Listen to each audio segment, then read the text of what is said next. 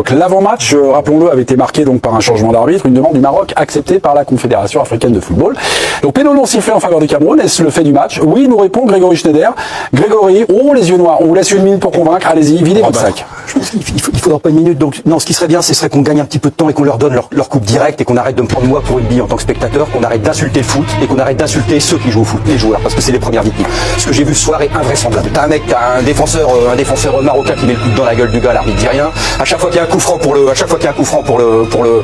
le Cameroun, le Marocain se met à 1 mètre pour empêcher de jouer vite, il a jamais fait le ménage, et il y a évidemment ce fameux penalty, bon là ça s'est vu. Regardez bien l'attitude de l'arbitre, il est ennuyé parce qu'il sent bien qu'il s'est passé quelque chose, il sent bien qu'il est dans la sauce, il sent bien, mais il est en service commandé et ça peut pas se passer autrement. Donc on va arrêter de nous prendre pour des billes, on va arrêter de dire c'est la 4, c'est ceci, c'est cela, c'est pas la 4, c'est la Reine des Neiges en fait, c'est un Disney. Donc ils vont la gagner à la fin, on n'a qu'à leur filer direct et arrêter de cautionner cette parodie de foot et surtout d'insulter le jeu et les mecs qui le font vivre. Parce que ça c'est pas possible, que ce soit des Camerounais, des Croates, des Marocains, c'est pas possible. Aujourd'hui c'est tombé sur le Cameroun.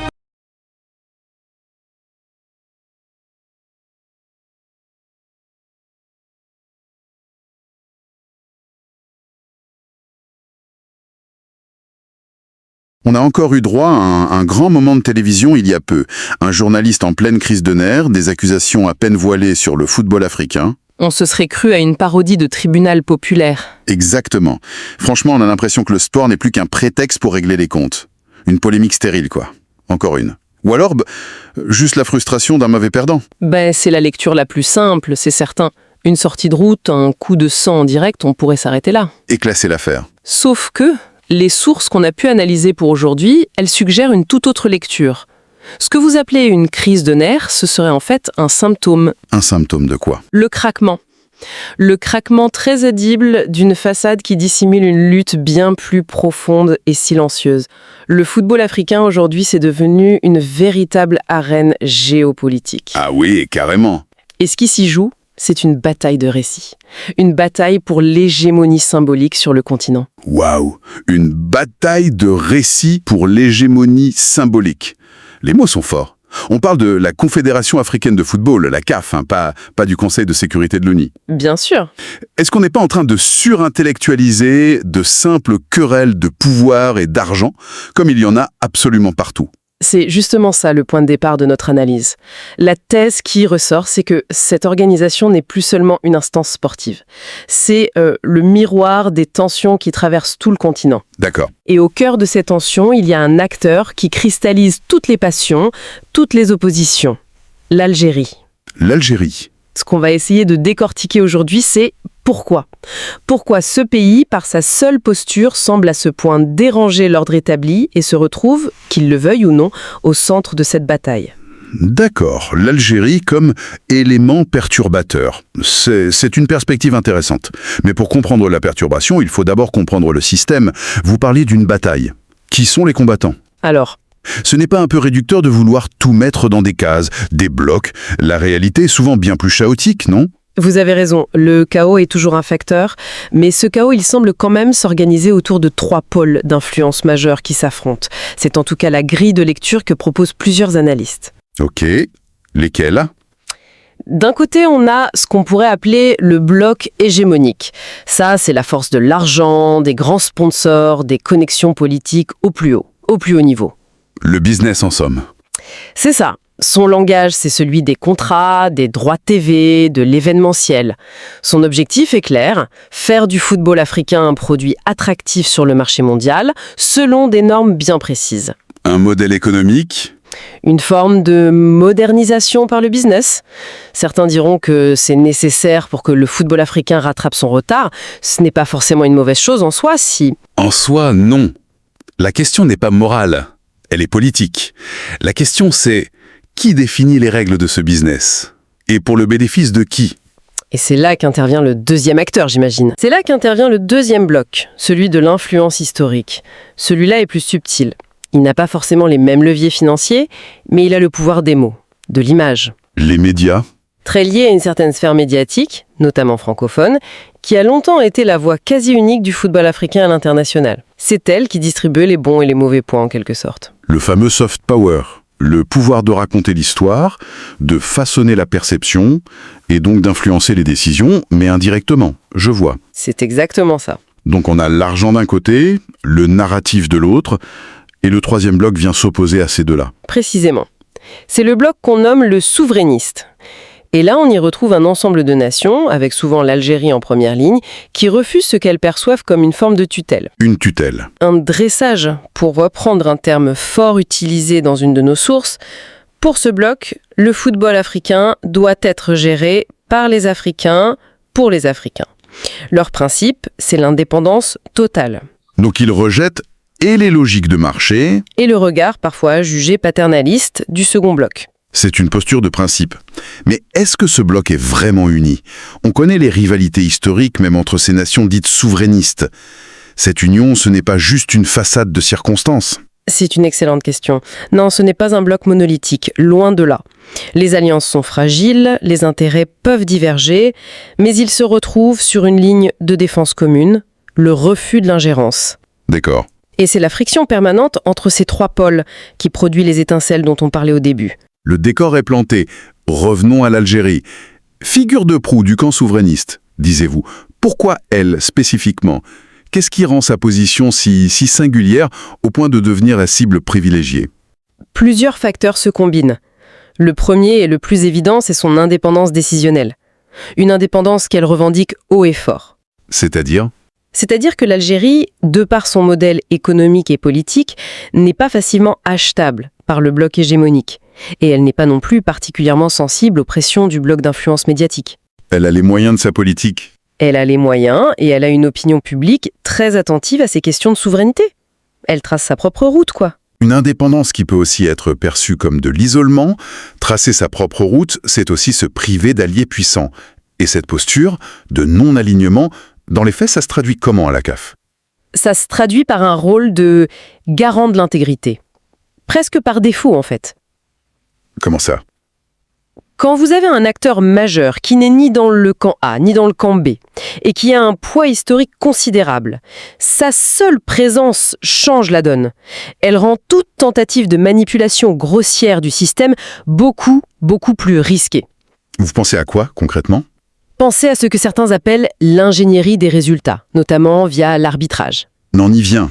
Le nerf de la guerre, l'arbitrage. Précisément.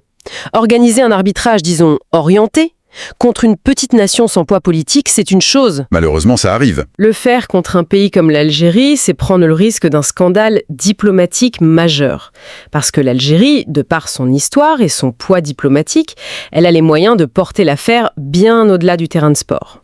C'est vrai que chaque décision suspecte est immédiatement politisée. Et scrutée, analysée, on l'a vu de manière spectaculaire lors du barrage contre le Cameroun, la figure de l'arbitre Bakary Gassama est devenue un symbole qui a dépassé, mais de très loin, le simple cadre du football. Donc, si je vous suis bien, la présence algérienne agit comme une sorte de projecteur qui rend les ombres beaucoup plus visibles, et donc plus dangereuse pour ceux qui y opèrent. C'est exactement ça. Et la conséquence logique, c'est que si un certain ordre des choses doit être imposé, eh bien il faut d'abord neutraliser ce projecteur. Et donc l'Algérie devient une cible. Mécaniquement. Les nations qui, comme elles, résistent à cet ordre deviennent des cibles, car leur existence même remet en cause le système. Cible, neutralisée. Le vocabulaire est quasi militaire. Mais concrètement, on parle de quoi? De critiques dans la presse? De lobbying? De pression? Oui, mais... C'est le lot de toutes les grandes équipes, non? Le Real Madrid ou le PSG vivent avec une pression médiatique constante. Qu'est-ce qui prouve que dans ce cas précis, c'est une stratégie orchestrée et pas juste une rivalité qui dérape? La différence, c'est la méthode et la récurrence. Ce n'est pas la critique sportive, qui est normale et saine. C'est la nature systématique des actions. Les sources décrivent un schéma qui se répète avec une régularité presque mécanique. Une séquence. C'est une séquence, pas une série d'incidents isolés. Décrivez-moi cette séquence. Elle se déclenche souvent au moment où l'Algérie redevient un concurrent crédible sur le plan sportif ou s'affirme sur le plan organisationnel. Phase 1. Le dénigrement médiatique. Des articles apparaissent, souvent dans les mêmes sphères d'influence, et ne questionnent pas un choix tactique, mais la mentalité, l'organisation, voire la sécurité du pays. On sème le doute. On sème le doute. Phase 2. La fabrication d'accusations. Des polémiques sont montées en épingle, des incidents mineurs deviennent des affaires d'État. L'objectif est de ternir l'image. Et la phase 3, c'est la pression sur le terrain, l'arbitrage. Exactement. C'est le point culminant. La pression médiatique accumulée sert de justification ou de contexte à des décisions arbitrales controversées. C'est un cercle vicieux. Les médias créent un climat de suspicion. Et ce climat peut ensuite influencer, consciemment ou non, un arbitre qui sait qu'il sera jugé à l'aune de ce narratif. C'est tout à fait ça. D'accord, je vois le schéma. Médias, accusations, arbitrage. Mais tout ça pourquoi ? Pour qu'une équipe perde un match ? L'effort semble disproportionné par rapport à l'enjeu immédiat.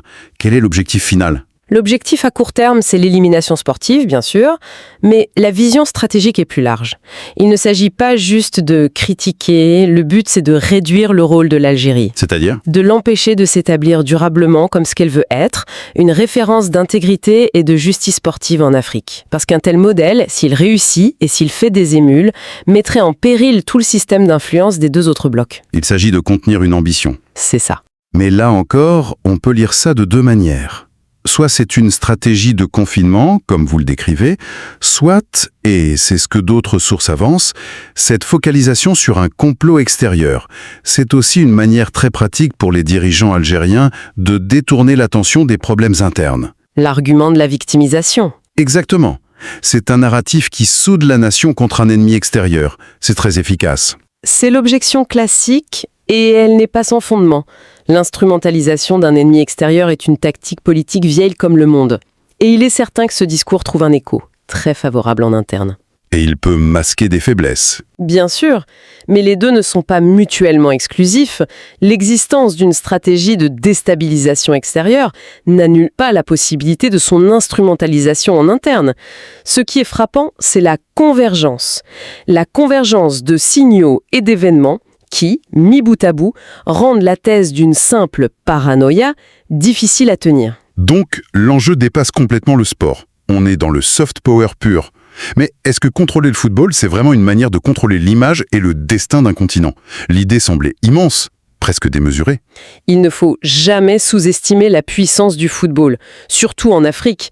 C'est le principal vecteur d'émotion collective, de fierté nationale et même continentale. Plus que n'importe où ailleurs, peut-être ? Et donc, celui qui contrôle le football africain, qui en définit les règles et le récit, contrôle une part gigantesque de l'image de l'Afrique projetée dans le monde. Expliquez-moi ça. Une CAN réussie, moderne, sans scandale, c'est une victoire politique pour tout le continent. Une CAN entachée de polémiques d'arbitrage et de querelles, c'est le retour au cliché d'une Afrique incapable de s'organiser. Et dans ce jeu d'images et d'influence, l'Algérie se poserait donc en contre-modèle. C'est ça, elle incarne dans ce récit la vision d'une Afrique libre qui ne se vend ni ne s'achète. C'est un slogan bien sûr, mais il est puissant et il entre en collision frontale avec la logique des lobbies et du contrôle extérieur. On en arrive au point crucial. On y est. À cause de ça, toute réussite sportive algérienne est immédiatement décodée politiquement. Ce n'est jamais juste une victoire au football. Qu'est-ce que c'est alors si ce n'est pas juste une victoire ? C'est perçu comme une victoire du projet de souveraineté africaine. Et donc, par un effet de miroir, comme une défaite pour la logique des blocs d'influence. Chaque succès renforce leur modèle. Chaque succès, que ce soit une coupe gagnée ou l'organisation impeccable d'une compétition comme le CHAN, devient une preuve que ce modèle d'indépendance est non seulement possible, mais performant. Et c'est précisément pour ça qu'il est attaqué. Parce qu'il est une menace ? Parce que chaque succès fait tomber un peu plus le récit dominant d'une Afrique faible, soumise, qui aurait besoin d'une tutelle pour fonctionner. Ce qui nous ramène à notre point de départ, ces déclarations enflammées d'un journaliste, cette crise de nerfs. Si on suit votre logique, ce n'est plus un simple dérapage. Dans cette grille de lecture, ce n'est plus un dérapage, c'est un aveu involontaire de frustration. La frustration de voir que le système ne fonctionne pas comme prévu ? Exactement. Que le système de pression est exposé au grand jour, qu'il est de moins en moins efficace, c'est le signe que le rapport de force est en train de changer. Et que l'Algérie, qu'on apprécie ou non sa politique, s'est objectivement positionnée comme l'un des principaux remparts à cet ordre établi. Ce qu'il faut retenir donc, c'est que derrière le spectacle populaire du football se cache un échiquier où chaque pion, chaque déclaration a une portée qui le dépasse. Et l'Algérie, dans ce jeu, aurait choisi de jouer sa propre partie. C'est l'idée. Elle ne joue pas seulement pour un trophée. Selon cette thèse, elle défend sur le terrain une certaine idée de l'intégrité de la compétition, de la dignité du sport africain et, en filigrane, de la souveraineté du continent. Et c'est pour ça que les coups sont si rudes. C'est précisément parce que les enjeux sont si élevés que les coups portés sont si rudes. Une analyse fascinante qui change radicalement la perspective sur ces polémiques à répétition et qui nous laisse avec une question en suspens, évidemment. Si le terrain de football est bel et bien devenu le miroir des luttes de pouvoir géopolitiques en Afrique, quelle sera la prochaine faute sifflée ? Non pas par un arbitre sur la pelouse, mais par une chancellerie dans les coulisses.